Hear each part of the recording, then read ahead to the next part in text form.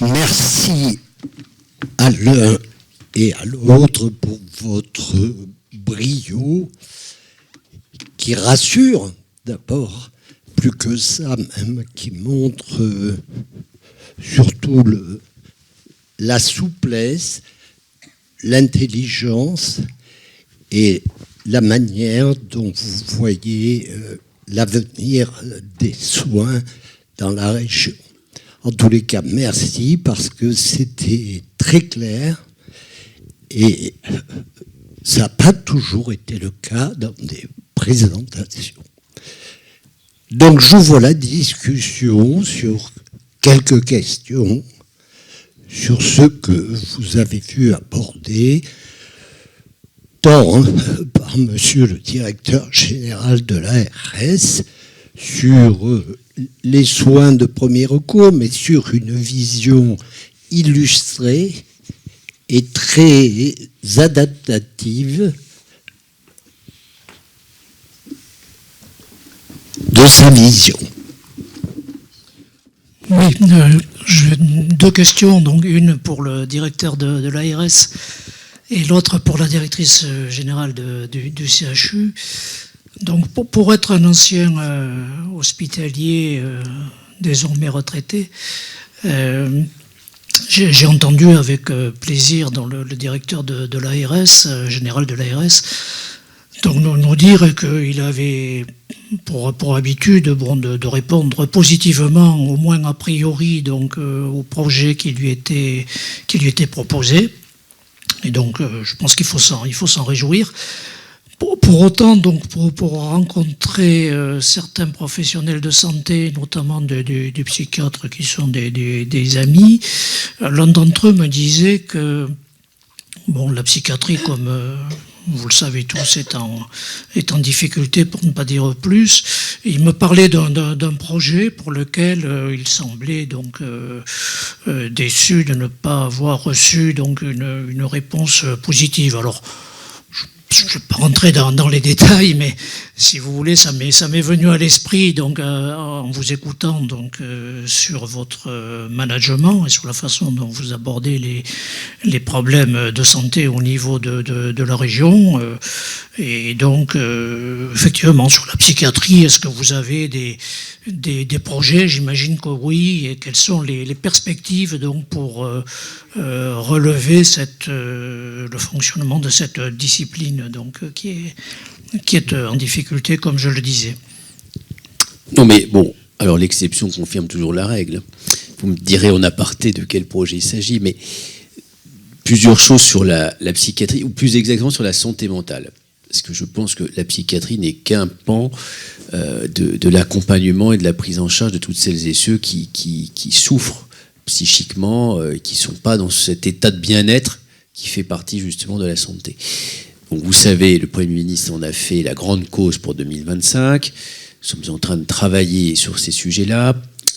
Il y a des difficultés, et vous l'avez très bien ciblé, parce que nous manquons tout simplement de psychiatres, et encore plus de pédopsychiatres pour nos enfants et nos adolescents. Bon, néanmoins, tout ne va pas si mal non plus que ça. C'est comme toujours, on cible. Là, il y a des difficultés, mais il y a aussi superbe réalisation sur la santé mentale. Et heureusement, parce que très clairement, sinon, notre société, elle irait très très mal. Bon. Et par ailleurs, il n'y a pas que les psychiatres. Il y a tous les autres professionnels, à commencer d'ailleurs par les médecins généralistes, qui doivent contribuer à cet état de bien-être, ou plus exactement, à prévenir la dégradation de la santé mentale des personnes. Je crois que c'est là-dessus que nous devons mettre l'accent. Il ne vous aura pas échappé, alors pour le coup, nous sommes à Montpellier, mais enfin qu'au début de l'année, nous avons eu des événements dramatiques à Toulouse. Je ne vais pas revenir sur le fond des événements, mais ça a été révélateur d'un point. C'est que tout doit être fait pour éviter que les personnes se retrouvent aux urgences psychiatriques. Moi, je considère finalement que ce soit un jeune ou un adulte, se retrouver aux urgences psychiatriques, c'est qu'il y a eu un échec. Ça veut dire que le dispositif en amont de prévention ambulatoire, etc., n'a pas été en capacité d'éviter la crise, puisque quand vous vous retrouvez aux urgences, c'est que vous êtes en crise, et puis in fine qui va se traduire par une hospitalisation, alors que je pense que nous avons les moyens, et notamment dans notre région, parce que si je prends Toulouse, il y a un peu plus de 300 psychiatres, si vous voulez, sur la métropole de Toulouse, à la fois salariés et libéraux. Je me dis, même s'il y a énormément de gens, on couvre le département, il y a plus d'1,5 million d'habitants, néanmoins, il y a de la ressource. Simplement, je pense qu'elle n'est pas bien organisée et elle n'est pas assez centrée sur cet ambulatoire. Et alors là, il faut savoir dépasser, là aussi, soit les caricatures, les stéréotypes, les lignes rouges. Moi, je considère qu'un psychiatre libéral en ville fait autant de l'ambulatoire qu'un psychiatre salarié dans un centre médico-psychologique. Voilà. C'est ce qui compte, c'est que la personne soit prise en charge et ait accès au psychiatre quand elle en a besoin, voire même quand peut-être elle n'a pas vu qu'elle en avait besoin, mais que son généraliste va lui préconiser d'y aller rapidement, c'est parce qu'il voit son état se détériorer. Et je crois qu'on doit vraiment mettre l'accent là-dessus. Et il y a des belles réalisations. On finance donc des coordonnateurs de nos programmes territoriaux de santé mentale dans chacun des départements. Il y a des actions qui sont conduites, y compris ici dans le département de l'Hérault, bien entendu. Et à chaque fois, c'est pareil. Si l'ensemble des professionnels travaillent bien ensemble, la réponse, elle en est que bien meilleure. Même si chacun a des difficultés, néanmoins, l'union fait quand même la force. Et ce que nous avons constaté à Toulouse, c'est qu'il y avait entre le centre hospitalier Gérard Marchand, le CHU, et Anne Ferrer connaît ça mieux que moi, pour y avoir travaillé de nombreuses années, les établissements privés, les psychiatres libéraux, en fait, chacun est dans son couloir de nage. Et effectivement, ça dysfonctionne. Voilà. Donc ce que nous sommes en train de travailler, c'est ce qu'on appelle un pacte de refondation de la psychiatrie et de la santé mentale sur la métropole de Toulouse. Ces événements dramatiques, hélas, parce que je dis hélas, c'est toujours un décès de trop, c'est une évidence. Mais au moins on a servi d'électrochoc à l'ensemble des acteurs, y compris, je pense, de l'Agence régionale de santé, d'ailleurs. Moi, je me mets dans le paquet des acteurs pour faire bouger les choses, non pas de manière comme ça, un instant T, puis après on n'en parle plus, non, de manière durable. Et à inscrire une organisation publique, privée, libérale, vraiment forgée, et que ce ne soit pas uniquement le CHU qui se débrouille de l'afflux de toutes les urgences, donc tout le monde y contribue. Et je pense, pour renforcer l'ambulatoire, à une mesure qui, moi, alors je ne sais pas, vous n'êtes pas obligé d'ailleurs d'être d'accord, mais qui me semble essentielle, c'est qu'aujourd'hui, on a trop dissocié l'ensemble des maladies et la maladie psychique. En fait, vous avez deux systèmes qui généralement s'ignorent. Alors, sauf ici à Montpellier, parce que c'est le même acteur. Le CHU fait les deux. Mais vous avez bien souvent l'organisation psychiatrique d'un côté et l'organisation des autres spécialités de l'autre. Et notamment au milieu ambulatoire. Moi, je crois que nous avons aujourd'hui, je vous l'ai dit tout à l'heure, plus de 250 maisons pluriprofessionnelles de santé. Il faut que la psychiatrie soit dans ces maisons de santé pluriprofessionnelles. Moi, j'ai des exemples où les CMP ont été mis en place dans les MSP. D'une part, vous déstigmatisez la maladie mentale. Vous n'avez pas l'impression d'aller dans un truc particulier. Vous allez, en gros, chez le docteur. Il va s'appeler psychiatre, mais à côté, vous avez le généraliste, de l'autre côté, la sage-femme, et pas plus loin, la diététicienne. Généralement, d'ailleurs, tout ça contribue aussi à la santé mentale. C'est le tout qui va faire. Je trouve qu'aujourd'hui, nos CMP, très clairement, ne sont pas installés où il faut. Personne n'a envie d'aller consulter dans un appartement situé je ne sais où, généralement pas ouvert tout le temps. Quand vous y allez, c'est pas le bon endroit. En fait, vous ne vous mettez pas à la portée de celles et ceux qui, déjà, sont dans un état psychique compliqué, fragile. Si en plus, on leur demande de faire un effort à peu près surhumain pour aller consulter, ils n'iront pas. Et je pense que c'est là où il faut qu'on remette la santé mentale au milieu de la santé. Et moi, j'attire beaucoup d'importance, et ça marche. Franchement, je vais citer un exemple, la maison de santé pluriprofessionnelle de Nailloux, qui est dans le Lauragais. Le CMP, il est dans la MSP. Franchement, les gens, ils y vont, on consulte. Quand le psychiatre n'est pas là, il y a la psychologue. Quand il n'y a pas, il y a le généraliste. Quand le généraliste voit qu'il y a un problème, tout de suite, il envoie. C'est la même salle d'attente. Et voilà, et ça fonctionne. Je pense qu'il faut qu'on raisonne comme ça, et dans nos grandes villes, y compris à Montpellier, il faut que nos CMP soient totalement couplés à l'autre pan de la santé tout court. Je pense que c'est comme ça qu'on arrivera à déstigmatiser et surtout à renforcer la prise en charge sur la santé mentale. Bon, et après, je regarderai votre projet. Enfin, celui dont on vous a parlé plus exactement. Oui, j'avais juste une deuxième question à Madame la directrice générale. Donc sur l'intelligence artificielle, donc pour avoir un peu connu le CHU de Montpellier, donc en tant que directeur, donc au CHU, je voulais savoir si effectivement le développement de l'intelligence artificielle allait avoir un impact sur les personnels non médicaux, non paramédicaux, c'est-à-dire les personnels administratifs pour faire court, en termes d'efficience et éventuellement de diminution des effectifs, puisqu'on parle de la diminution des fonctionnaires aujourd'hui. Alors je suis peut-être un peu iconoclaste, mais c'est vrai que moi j'avais assisté dans mes années hospitalières plutôt à un certain gonflement relatif des forces administratives. Donc est-ce que l'intelligence administrative va permettre de faire évoluer, je dirais, ces effectifs de façon à pouvoir peut-être renforcer les effectifs au niveau du soin, au niveau médical, ou à des secteurs, je dirais, d'ingénierie ou de technologie particulière. Aujourd'hui, l'intelligence artificielle dans les établissements de santé, elle en est à ses prémices. Soit il y a des offres commerciales, par exemple, l'intelligence artificielle couplée à la recherche de fractures aux urgences, c'est largement répandu.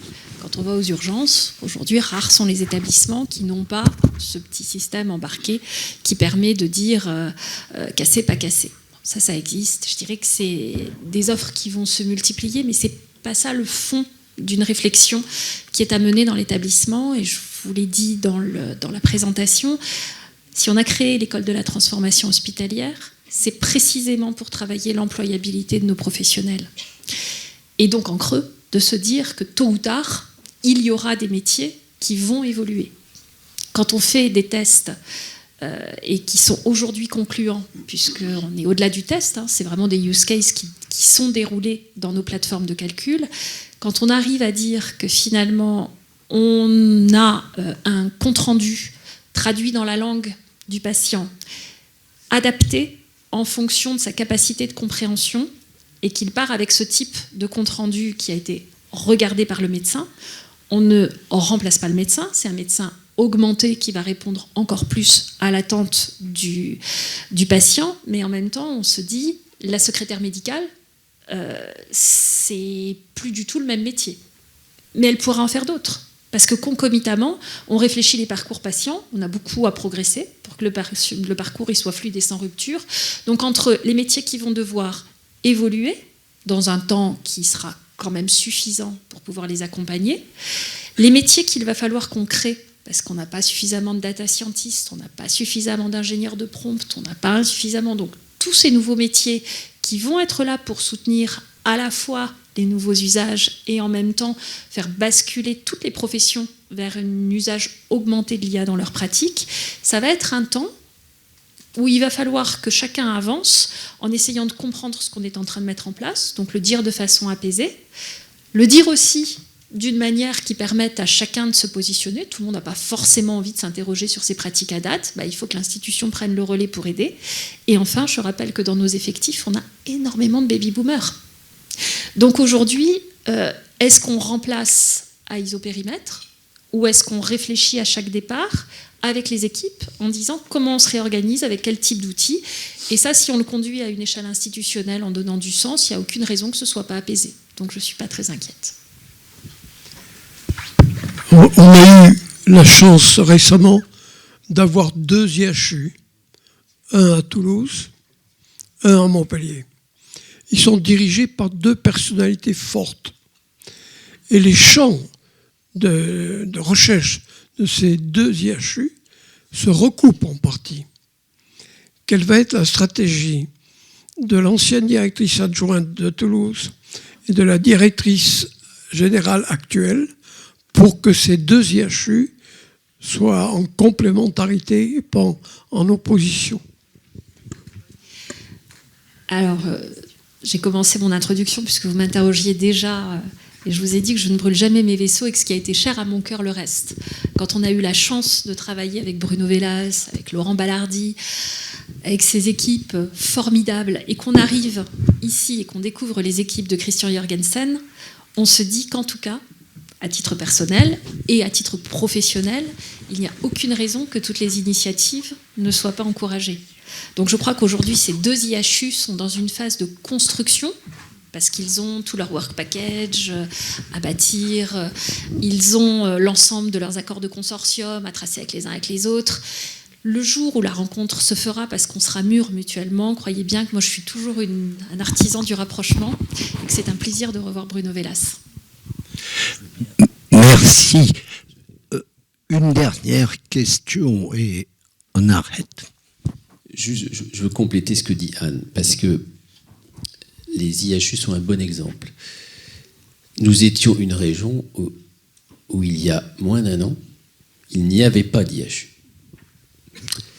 Et alors que, grosso modo, les IHU, ils étaient sur l'axe Paris-Lyon-Marseille. Je vous la fais courte, puis de temps en temps, une petite digression, Bordeaux. Enfin, en gros, ils étaient tout le temps au même endroit. Alors qu'il y a, et Anne l'a rappelé, de formidables équipes sur la recherche, sur l'enseignement, etc., des deux côtés, que ce soit Montpellier-Nîmes, que ce soit Toulouse.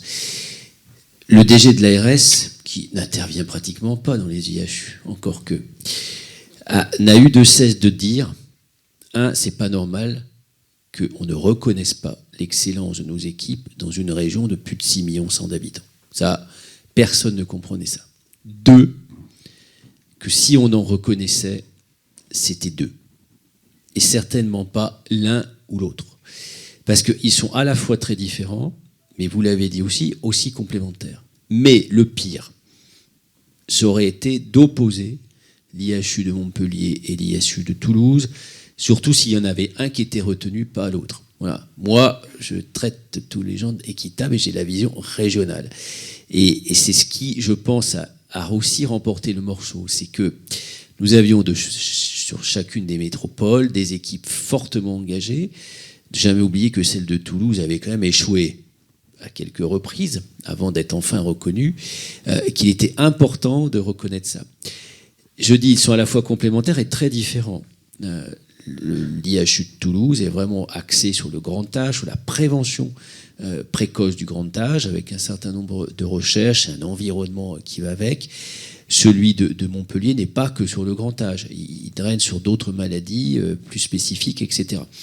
Mais c'est une force, je pense, que d'en avoir deux et surtout ne jamais les opposer. Et je pense que, finalement, on a un équilibre dans cette région. Je ne veux pas revenir sur la fusion des régions, parce que ça nous entraînerait très loin. Mais moi, ce que je constate, n'étant pas moi-même de la région, donc je le dis ouvertement, c'est que vous avez un équilibre entre l'Ouest et l'Est. Et que finalement, vous n'avez pas de concurrence, finalement, entre l'Est et l'Ouest. Pour une bonne et simple raison, c'est que géographiquement, de toute façon, les gens ne font pas à part quelques uluberlus comme moi qui le font tous les jours, les déplacements Montpellier, Toulouse, différemment. Oui, mais il y a toujours des uluberlus, qu'est-ce que je te dise. Mais en revanche, ça permet à chacun de ces pôles d'être fort. Et comme ils sont soutenus par une activité démographique et économique différente d'ailleurs, ce ne sont pas la même économie que vous avez à Toulouse ou que vous avez ici à Montpellier, ça les rend encore plus forts. Donc en fait, ne jamais les opposer, il faut accompagner. Et moi, je veille toujours à ce que quand on fait dans un endroit, on fait aussi dans l'autre. Parce que le pire, c'est de faire naître cette concurrence qui aujourd'hui n'existe pas. Et ça, je pense que c'est extrêmement important. Merci. Dernière question. Merci pour cette intervention. Monsieur le directeur général ainsi que madame la directrice, j'ai une question sur la proximité ville-hôpital et le rôle que vous voyez, parce qu'on parle aujourd'hui des attentes et des pratiques en mutation. Je ne vois très peu la façon dont les usagers peuvent accompagner, ne serait-ce que dans la réflexion d'un établissement ou auprès de la ville. Alors, bien évidemment, évidemment que le lien ville-hôpital, il est majeur, et on l'a démontré récemment avec nos partenaires libéraux en ouvrant le SAS. Le SAS, c'est une première réponse articulée qui a pour enjeu de réorienter correctement les patients qui ont un besoin de soins urgents non programmés, et on le fait ensemble, de concert, dans la même plateforme.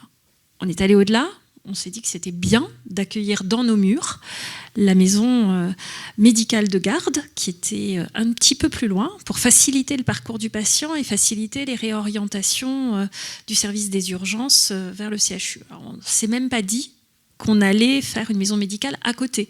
C'est-à-dire que quand notre service de rhumatologie ferme ses consultations, la maison médicale de garde s'installe pour la nuit dans nos murs. Donc c'est dire si la porosité est recherchée et privilégiée. On a des très beaux programmes avec l'URPS sur les maladies rares. Là encore, la plateforme maladies rares du CHU avec le professeur Geneviève a vocation à pouvoir être ouverte sur les médecins de ville.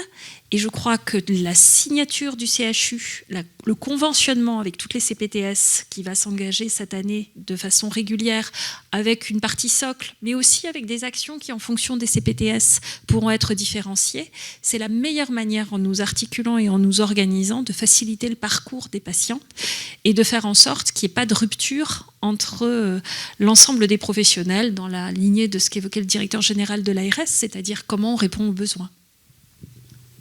Et en complément, c'est comme toujours, parce que le lien ville-hôpital, c'est un bien grand mot. Il faut partir des réalités territoriales. Le lien ville-hôpital ne se fera pas de la même manière ici, à Montpellier, qu'il se fera à Saint-Céré dans le Lot.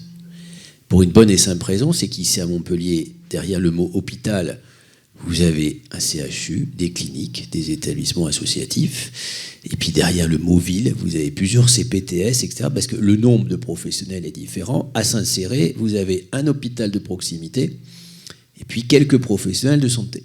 Bon. Ce qui compte, c'est que tous ces acteurs travaillent ensemble.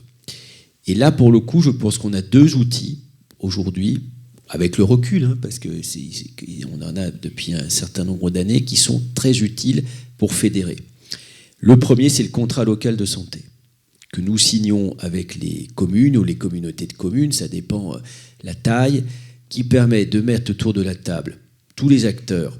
Et alors, pour le coup, pas que les professionnels de santé. Vous y mettez les habitants, vous y mettez celles et ceux qui travaillent sur les entreprises, parce que la santé, c'est l'affaire de tous. Et ça vous permet de conduire des actions directes, concrètes, de prévention, de mise en œuvre de telle ou telle action. Et donc, vous faites ce lien ville-hôpital avec les usagers. Parce que ça, je pense que c'est important. Ça, c'est le premier outil. Le deuxième outil, Anne en a parlé, c'est la communauté professionnelle territoriale de santé, la CPTS. Aujourd'hui, elle est encore trop, de mon point de vue, axée professionnelle de santé libéraux et pas assez ouverte, entre guillemets, sur l'hôpital. Et quand je dis l'hôpital, c'est pas les directeurs, etc. C'est les équipes, puisqu'en fait, la vraie coopération, elle se fait entre les infirmiers des uns et des autres, entre les docteurs. Les directeurs, c'est très bien, mais en fait, c'est pas nous qui faisons la prise en charge tous les jours. Pas assez ouverte sur le médico-social non plus, et pas assez ouverte sur les usagers ou les élus. En fait, très rare encore sont les CPTS qui associent d'emblée l'ensemble des acteurs. Je pense que là, on a alors c'est normal, on les a mis en place, c'est souvent porté, il faut quand même bien le dire, par des gens qui ont accepté d'y consacrer du temps, en plus de ce qu'ils font déjà, alors qu'ils ont déjà, on manque de temps pour les malades, on leur demande de rajouter pour porter ces projets, il faut un leader, etc. Et c'est effectivement souvent un professionnel. Mais il va falloir le temps d'eux, pour moi, des CPTS, c'est ce maillage territorial entre tous les acteurs. Et puis après, vous avez la concertation, si j'ose dire, institutionnelle avec le Conseil territorial de santé, au niveau du département, où les représentants se retrouvent. Moi, je vous demande de me donner votre avis sur les décisions, etc., de manière à ce que tout ça s'intègre dans notre Parlement de la santé, qui est assez récent. Mais la conférence régionale de santé et de l'autonomie, pardon. Mais ça veut dire vraiment que ce lien ville-hôpital, il faut l'incarner, et il va être très différent d'un territoire à l'autre. Voilà. Pour moi, à chaque fois quand on emploie ces termes, je trouve que c'est trop abstrait. Ça ne parle strictement à personne. Si j'interroge n'importe qui, alors à part bien sûr les éminents professeurs qui nous entourent, mais finalement, si on interrogeait la salle, et qu'est-ce que c'est que le lien ville-hôpital? En fait, quand vous êtes dans une commune, ce que vous avez besoin, c'est d'avoir un médecin traitant, que vous n'arrivez pas à trouver, et de savoir où est l'hosto avec ses principaux services, qui va vous prendre en charge, et s'il y a bien une ambulance qui va pouvoir vous y emmener, et que quand vous allez appeler le 15, vous allez bien avoir une réponse. En gros, c'est quand même un peu ça. Voilà. Et puis, si vous avez besoin d'un dépistage, est-ce que le Mamobile, il va venir pas très loin de chez moi? Ce sont des questions très concrètes. Et je pense que le seul moyen de faire vivre le lien ville-hôpital, c'est le concret. C'est au niveau local. C'est impossible de déterminer c'est quoi le lien ville-hôpital depuis je ne sais où. Donc, et là, je pense que les acteurs doivent s'emparer de ces sujets.